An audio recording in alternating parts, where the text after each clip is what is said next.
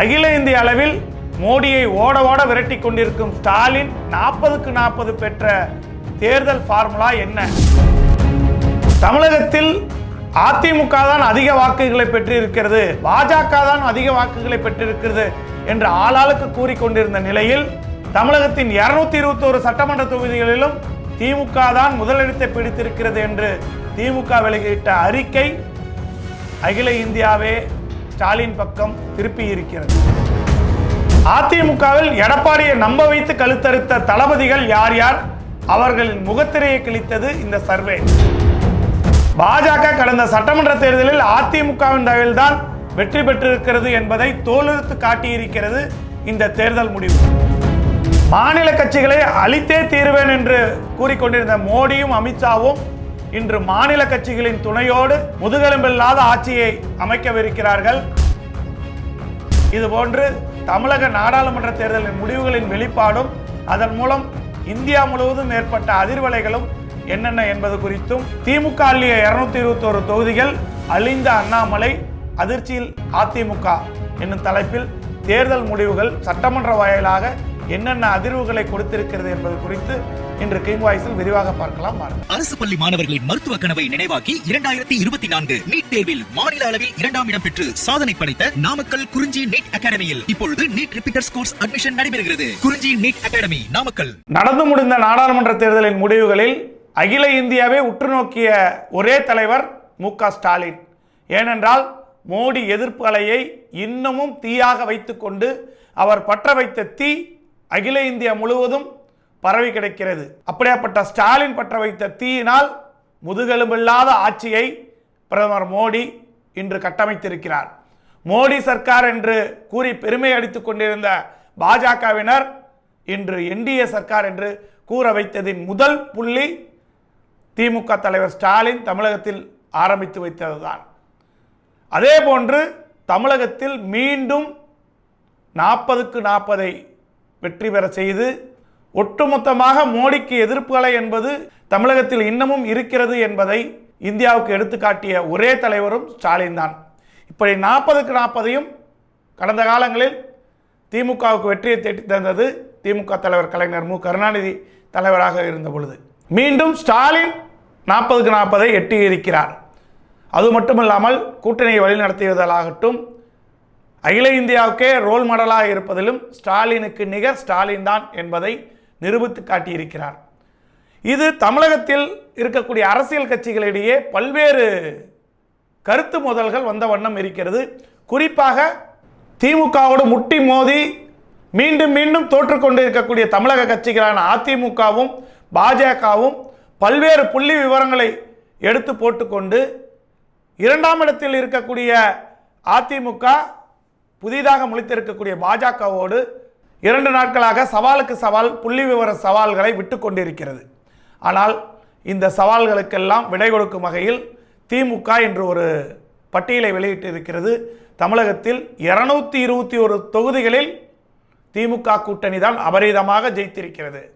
இன்று சட்டமன்ற தேர்தல் நடந்திருந்தாலுமே கூட திமுக தான் அபரிதமான வெற்றியை பெற்றிருக்கும் என்ற ஒரு புள்ளி விவரத்தை வெளியிட்டதின் வெளிப்பாடு தமிழகம் முழுவதும் பரவிவிட்டது.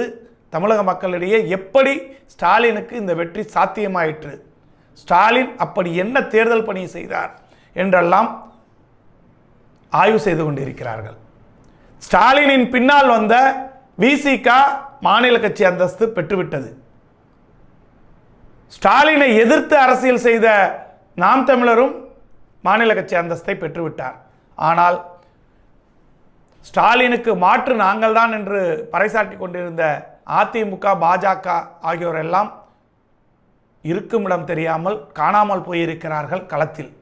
அந்த வகையில் தமிழக தேர்தல் களத்தில் சட்டமன்ற தொகுதி வாரியாக என்னென்ன நடந்தது, எடப்பாடிக்கு அதிமுகவின் தளபதிகளாக இருப்பவர்கள் எல்லாம் யார் யாரெல்லாம் கை கொடுத்தார்கள், யார் யாரெல்லாம் கைவிட்டார்கள் என்ற புள்ளி விவரங்களும், கடந்த சட்டமன்ற தேர்தலில் அதிமுகவின் தயவில் தான் பாஜக 4 சட்டமன்ற உறுப்பினர்களை பெற்றிருக்கிறது என்பது இந்த சர்வேவில் வெட்ட வெளிச்சமாகி இருக்கிறது. அதிமுகவின் துணை இல்லாமல் பாஜகவுக்கு வெற்றி என்பதே தமிழகத்தில் இல்லை என்பதை உறுதி செய்து இருக்கிறது இந்த சர்வே. நடந்து முடிந்த நாடாளுமன்ற தேர்தலில் 400 தொகுதிகளை பிடித்தே தீர்வோம் என்றிருந்த மோடியும் அமித்ஷாவும் இன்று பாஜகவுக்கு மொத்தமாக 240 தொகுதிகள் தான் கிடைத்திருக்கிறது. மாநில கட்சிகளை அழித்தே தீர்வோம் என்று கூறிக்கொண்டிருந்த மோடிக்கும் அமித்ஷாவுக்கும் இந்திய மக்கள் தண்டனை கொடுத்திருக்கிறார்கள். மாநில கட்சிகளின் தலைவர்களான நிதிஷ்குமாரும் சந்திரபாபு நாயுடுவின் தயவினால் மீண்டும் மோடி பிரதமராகி இருக்கிறார். முதுகெலும்பில்லாத பிரதமராக பதவியேற்றிருக்கிறார். அதுவும் இல்லாமல் மோடி சர்க்கார் என்று கூறிக்கொண்டிருந்தவர்கள் எல்லாம் இன்று என்டிஏ சர்க்கார் என்று கூறுகிறார்கள். செங்கோலை பாராளுமன்றத்தில் கையில் எடுத்து கும்பிட்டு கொண்டிருந்தவர்களுக்கெல்லாம் இந்துத்துவா என்று கூறினால் ராமரும் உங்களை காப்பாற்ற மாட்டார் என்று தோலுரித்ததின் வெளிப்பாடு அரசியல் சாசன புக்கை தொட்டு கும்பிட்டு கொண்டிருக்கிறார் மோடி. மோடிக்கு தக்க பாடத்தை ஸ்டாலின் துவக்கி வைத்தார். அகில இந்திய மக்களும் அவருக்கு கொடுத்திருக்கிறார்கள். அதன் அடிப்படையில் தான் மோடி 3.0 கூட்டணி கட்சிகளின் தயவினால் இன்று பதவியேற்கிறார். அதே போன்று நாடாளுமன்ற தேர்தலில் தமிழகத்தில் 39 தொகுதிகளும் புதுச்சேரியில் ஒரு தொகுதியும் திமுக தலைவர் கூறியது போன்று 40 நமதே நாடும் நமதே என்று கூறினார். 40 பெற்றுவிட்டால் நாட்டில் அவரது பப்பு வேகாது என்று இன்று ஏளனமாக பேசிக்கொண்டிருக்கக்கூடிய சமூக வலைதள ஆர்வலர்களுக்கு திமுக தலைமை ஒரு சர்வேயை எடுத்து போட்டு வாயே பேச முடியாத நிலைக்கு ஆழ்த்தி இருக்கிறது. மோடி மாநில கட்சிகளுக்கு எதிராக இந்த ஆட்சியில் எதையும் செய்ய முடியாது. மாநில கட்சிகளின் தயவில் தான் மோடி ஆட்சிய பீடத்திலே அமர்ந்திருக்கிறார் என்பதை ஸ்டாலின் தான் எடுத்து கூறியிருக்கிறார். இந்த 40 எம்பிக்களும் மோடியின் முகத்திரையை கிழித்து தொங்கவிட்டு எப்படி அறுதி பெரும்பான்மை இல்லாமல் இன்று முடங்கி கிடைக்கிறதோ பாஜக, அதே போன்று அடுத்த தேர்தலில் எதிர்க்கட்சி வரிசையில் அமர வைப்பதற்கு 2ஆம் படியை இந்த 40 எம்பிக்களும் எடுத்து வைக்கப் போகிறார்கள். கடந்த 4 நாட்களாக அமைதியாக இருந்த அதிமுகவின் பொதுச் செயலாளர் எடப்பாடி பழனிசாமி சேலத்தில் இன்று காலை பிரஸ் மீட்டில் பற்ற வைத்தார் ஒரு தீ. அதாவது இந்த தேர்தலில் அதிமுக தான் அதிகமாக வாக்குகளை பெற்று இருக்கிறது, பாஜகவையும் திமுகவையும் விட அதிமுக அதிகமாக வாக்குகளை பெற்றிருக்கிறது என்றும், கடந்த 2014 தேர்தலை விட பாஜக இந்த தேர்தலில் குறைவாகத்தான் வாக்குகளை பெற்றிருக்கிறது என்றும், திமுக இந்த முறை 6.59% வாக்குகளை இழந்திருக்கிறது என்றெல்லாம் செய்தியாளர்களிடம் அவர் ஒரு கணக்கின் மூலமாக வெளிப்படுத்தினார். அதன் பின்புதான் திமுக ஒரு சர்வே வெளியிட்டது. திமுக பாஜக விட அதிமுக தான் அதிக வாக்குகளை பெற்றிருந்தது எடப்பாடி கூறியது மட்டுமல்ல, இனி வரும் காலங்களிலும் பாஜகவோடு எக்காரணம் கொண்டும் கூட்டணி இல்லை, பாஜகவோடு கூட்டணி இல்லாததனால்தான் அதிமுக வாக்கு வங்கி அதிகரித்திருக்கிறது என்ற காரணத்தை கூறியிருக்கிறார் எடப்பாடி. இதற்கு எடப்பாடிக்கு பதிலடி கொடுக்கும் வகையில் அவர் பிரஸ் மீட் கொடுத்த அடுத்த நொடி திமுக வெளியிட்டது தமிழகத்தில் 221 தொகுதிகளில் அசைக்க முடியாத சக்தியாக திமுக இருக்கிறது.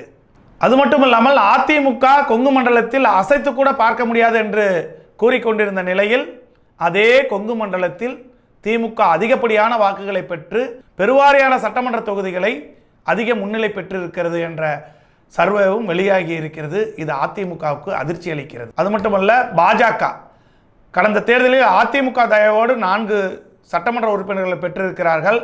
அந்த தொகுதியில் பாஜக காணாமல் போயிருக்கிறது. தமிழகத்தில் அதிமுக கூட்டணி மொத்தமாக 10 தொகுதிகளில் தான் அதிக இடங்களை பிடித்திருக்கிறது.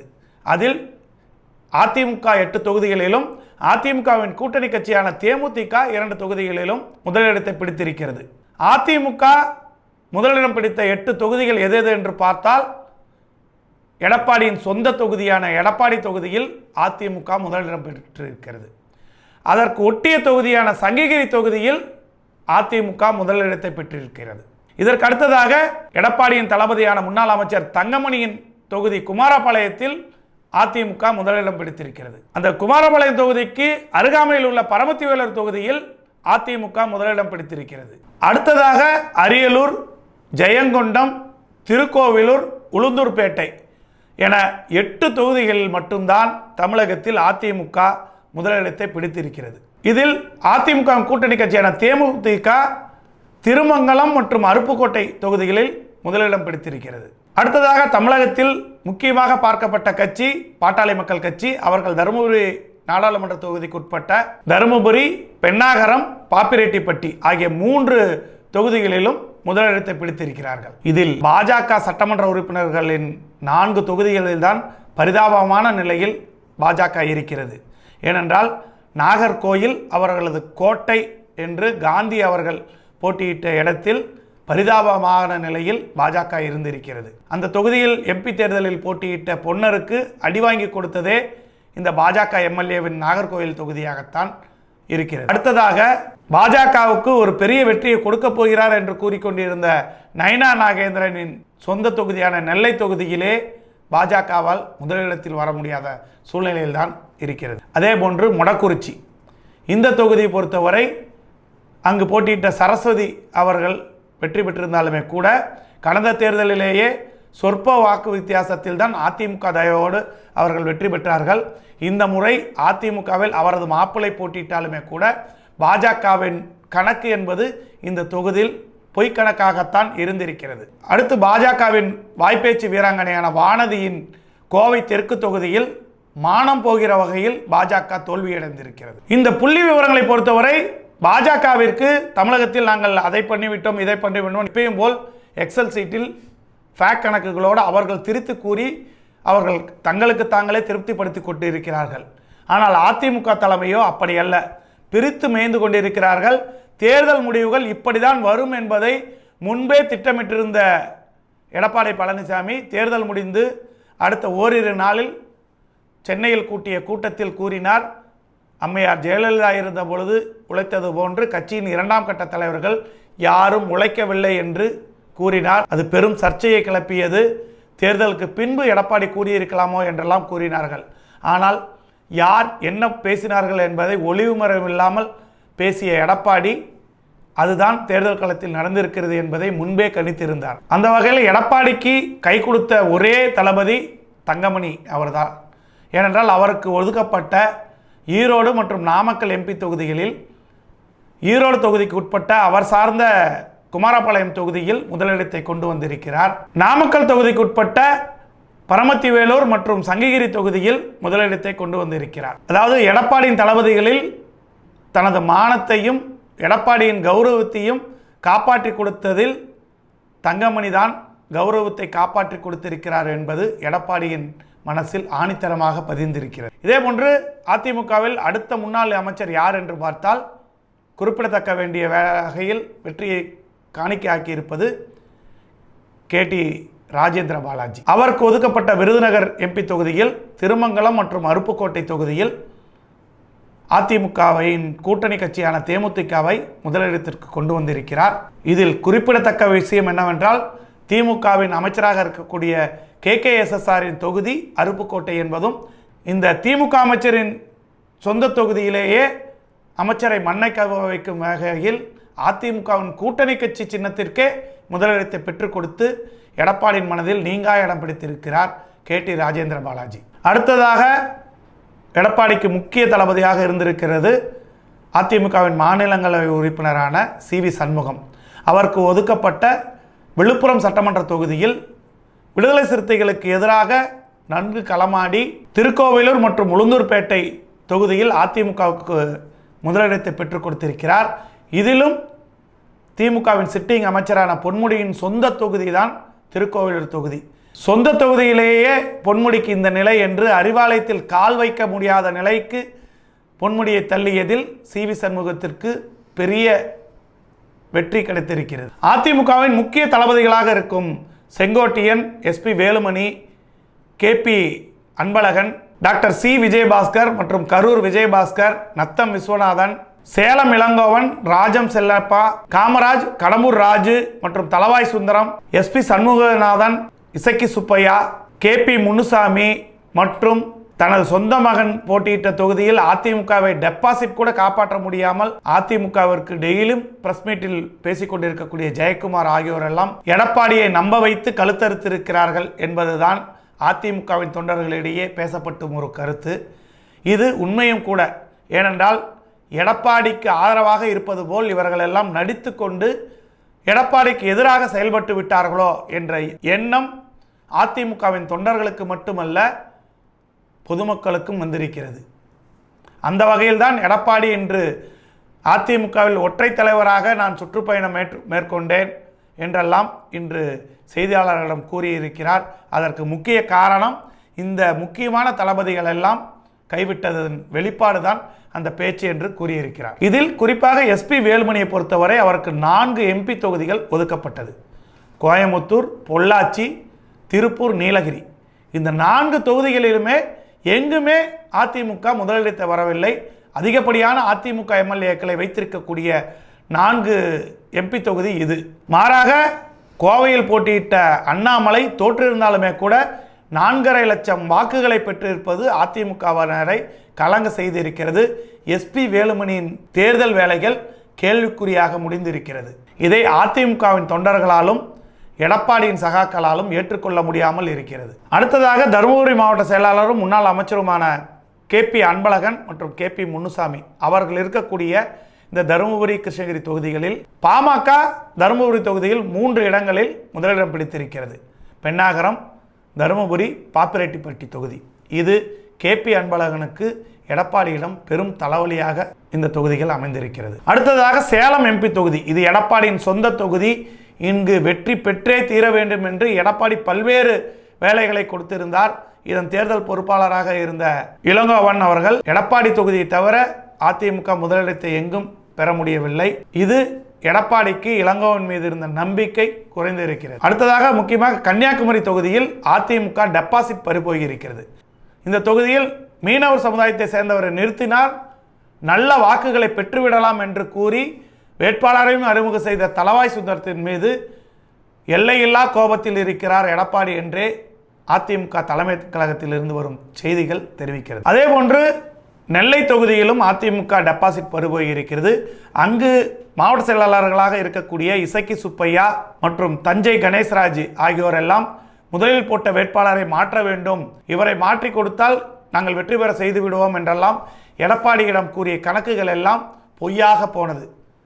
இவர்களினால் அதிமுகவின் மானம் கப்பலேறி விட்டது, இவர்களை நம்பி நாம் வீண் போய்விட்டோம் என்று இவர்கள் மீது எடப்பாடி மட்டுமல்ல அதிமுக தொண்டர்களும் இவர்கள் மீது கடும் விமர்சனங்களை வைத்த வண்ணம் இருக்கிறார்கள். அடுத்ததாக இதே போன்று தூத்துக்குடி தொகுதியிலும் அதிமுக மோசமான தோல்வியை பெற்றிருக்கிறது. அங்கு இருக்கக்கூடிய 6 சட்டமன்ற தொகுதிகளிலும் அதிமுக பின்தங்கியே இருந்தது. இதற்கு முக்கிய காரணமாக இந்த கடம்பூர் ராஜு மற்றும் எஸ்பி சண்முகநாதன் இருவரும் பதவி விலக வேண்டும் என்று அதிமுகவின் தொண்டர்களின் குரல் ஒலித்த வண்ணம் இருக்கிறது தூத்துக்குடி மண்ணில். இப்படி ஆளாளுக்கு புள்ளி விவரம் கொடுத்தாலுமே கூட ஒட்டுமொத்தமாக தமிழகத்தின் 221 தொகுதிகளிலும் திமுக தான் வெற்றிக்கனியை சுவைத்திருக்கிறது என்று திமுக கொடுத்த அறிவிப்பு ஒட்டுமொத்தமாக அனைத்து கட்சிகளின் மீது இருந்த கவனமும் சிதறி ஒட்டுமொத்தமாக 40க்கு 40 வெற்றி பெற்ற ஸ்டாலின் மீதே குவிந்திருக்கிறது. இந்த வெற்றியை ஸ்டாலின் எப்படி தக்க வைக்கப் போகிறார், இந்த தோல்வியிலிருந்து எடப்பாடி எப்படி மீளப் போகிறார் என்பதுதான் வருங்காலத்தின் தமிழகத்தின் தலையெழுத்தாக இருக்கப் போகிறது. பாஜகவின் கணக்கு என்பது தமிழகத்தில் துவங்குவதற்கு திராவிட கட்சிகள் துணை இருந்தால் மட்டுமே முடியும் என்பதுதான் இந்த தேர்தல் சர்வேக்களும் தேர்தல் கணிப்புகள் கூறுகிறது. அவ்வப்பொழுது வரும் அரசியல் அப்டேட்டுகளை உடனுக்குடன் காண கிங் 360யோடு தொடர்பில் இருங்கள். வணக்கம். அரசு பள்ளி மாணவர்களின் மருத்துவ கனவை நினைவாக்கி 2024 நீட் தேர்வில் மாநில அளவில் 2ஆம் இடம் பெற்று சாதனை படைத்த நாமக்கல் குறிஞ்சி நீட் அகாடமியில் இப்பொழுது நீட் ரிப்பீட்டர்ஸ் கோர்ஸ் அட்மிஷன் நடைபெறுகிறது. குறிஞ்சி நீட் அகாடமி, நாமக்கல்.